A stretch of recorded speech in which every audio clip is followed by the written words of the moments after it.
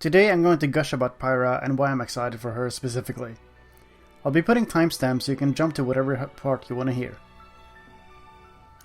Alright, so remember how I was worried there'd be no reason to pick Pyra since she had no ability or mechanic? Well, boy was I wrong! Looking closer at the trailer, Rex actually points out that Pyra powers up her smash attack with fire. At first I thought this was just a cheeky comment, but no, there was actually a point to saying that. Therefore, Pyra has two versions of her forward smash. If it's uncharged, it's a slightly weaker underhanded slash. And when it's charged, it becomes a huge overhead swing with seemingly a lot of kill power. Now I'm just going to assume that this mechanic affects her other smash attacks too. And that's insane. Like, that's going to be crazy strong. How this mechanic works I have no clue, but I'm assuming you build up the charge by hitting your opponent or something along those lines. Because that's at least how it works in Xenoblade too. Maybe there will be a meter above her head telling you when it's ready to go, or perhaps an indicator on Pyra herself. I haven't seen anything like this yet, so I'm just speculating. I know I said Pyra was going to be the hard hitter of the two, but I had no idea just how hard she would hit. Icorn and Violet all have something in common, and no, it's not being from Fire Emblem. For the most part they all fit into the character archetype of slow, heavy hitters with lots of range and disjoints. Which, as you can guess, is my favorite archetype to play in Smash. I love being able to wall people out reliably anti-air, whiff punish, and generally outrange my opponents with big attacks. Pyra seems to fit into this archetype perfectly, which only makes me more excited. I think it's going to be difficult to get in on her because of the huge sword hitboxes both in the air and on the ground.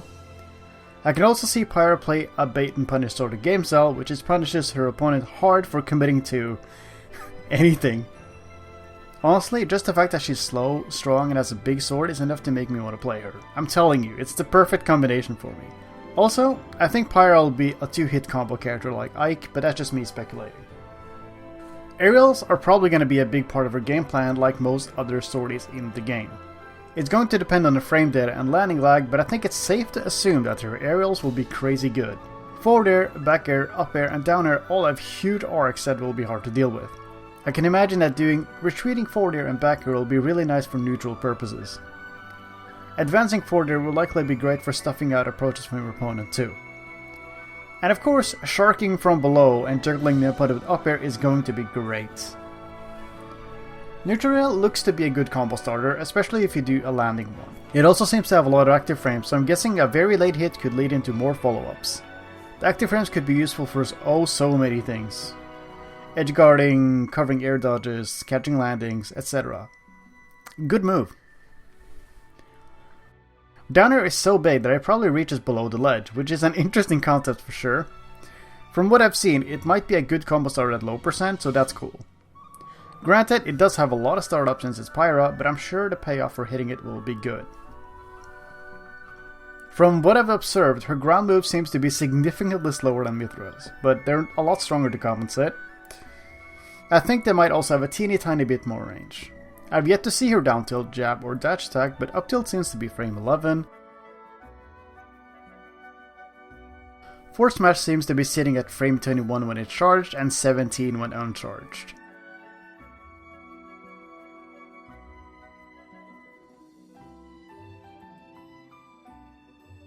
Down smash looks insanely cool. Like, I absolutely love how it looks. I have no idea what frame data on this, but it's similar to Shulk's when it has a lot of active frames. Alright, so let me get into the specials I'm excited for. Firstly, Blazing End looks to be really cool. It has a lot of startup, and what makes it so nice is that it keeps the opponent in place. Pyra can also move while the opponent is in hit stun, so that makes me think you can do cool follow-ups. Either as Pyra, or as Mythra if you switch. Pyra doesn't have her sword when Blazing End is active, so I wonder what that means.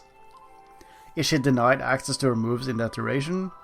Can you run up to the sword and pick it up prematurely? Does the sword disappear when you switch to Mythra? There's a lot I want to know about this move, but I think the bottom line is that I think it has a lot of potential. Prominence Revolt also looks to be really good. And I think Pyra is the one who will be doing the recovering from below. It has a hitbox while rising, and it looks to be decently fast out of shield too, and we do like good out of shield options in this house. I am speculating that you can press B once to do the rising slash and press B again to do the downward thrust. Calling it now, the downward thrust has a spike hitbox. Anyway, that's gonna be my thoughts on Pyra and why I'm personally very excited for her. Do you feel the same, or are you not enthused in the slightest? Let me know in the comments. Thanks for watching, and take care.